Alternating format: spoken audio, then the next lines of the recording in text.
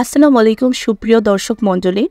নান্দাইলের সাবেক এমপি মরহুম খুররম খান চৌধুরীর স্মরণে দোয়া মাহফিল। নান্দাইল উপজেলার বিএনপির সাবেক ভারপ্রাপ্ত সভাপতি, ময়মনসিংহ উত্তর জেলার বিএনপির অন্যতম সদস্য জনাব নাসির খান চৌধুরীর পিতা, নান্দাইল ও ঈশ্বরগঞ্জ থেকে 4 বারের সাবেক সংসদ সদস্য, বিএনপির নির্বাহী কমিটির প্রভাবশালী সদস্য, নান্দাইল ও উপজেলার বহু প্রতিষ্ঠানের প্রতিষ্ঠাতা মরহুম খুররম খান চৌধুরীর স্মরণে তারই প্রতিষ্ঠিত শামসুন্নেছা চৌধুরী উচ্চ বালিকা বিদ্যালয়ের উদ্যোগে কুরআন খতম, দোয়া মাহফিল ও স্মরণ সভার আয়োজন। যুবদল নেতা মোহাম্মদ জহিরুল হক এর সঞ্চালনায় অত্র বিদ্যালয়ের প্রধান শিক্ষিকা জনাবা রাওশানারা বেগমের সভাপতিত্বে প্রধান অতিথি হিসেবে বক্তব্য রাখেন আশরাফ চৌধুরী ফাজিল মাদ্রাসার প্রিন্সিপাল মাওলানা মঞ্জুরুল হক হাসান। আল্লাহ রাব্বুল আলামিন আজকের আমরা এই সময়ের মধ্যে মিলাদ হবে, প্রাণ করে আমরা দোয়া করব, আমাদের অভিভাবক, এই প্রতিষ্ঠানের প্রতিষ্ঠাতা, জানি তিলে তিলে নিজের সর্বস্ব বিলীন করে তিনি প্রতিষ্ঠান করেছিলেন।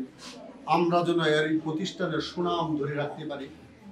ওনার ইচ্ছা যেন উনি যেন সেখানে শুয়ে থেকে উনি যেন উপলব্ধি করেন যে আর এই আমার প্রতিষ্ঠিত প্রতিষ্ঠানসমূহে সেখানে হাজার হাজার অভিভাবক তারা উপকৃত হচ্ছে, সন্তানরা লেখাপড়া করছে, এলাকার মানুষ আলোকিত হচ্ছে, মানুষ সত্যের দিশা পাচ্ছে। তাহলেই তার আত্মার শান্তি হবে, তাহলেই তার মাগফিরাত হবে। আমরা যেন আমাদের সকল ত্রুটি বিচ্যুতি জেনে ফেলে আমরা এই প্রতিষ্ঠানগুলিকে একটি উদাহরণ হিসাবে প্রতিষ্ঠা করতে পারি।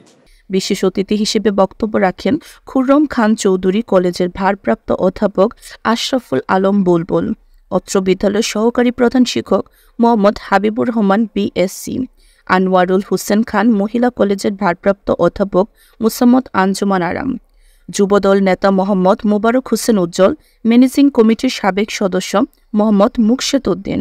দোয়ার পূর্বে অত্র বিদ্যালয়ের ছাত্রী, শিক্ষক ও শিক্ষিকারা কুরআন খতম, বিভিন্ন দোয়া ইস্তেগফার করে মরহুমের বিদেহী আত্মার শান্তি কামনা করে মোনাজাত করে। ধন্যবাদ সবাইকে।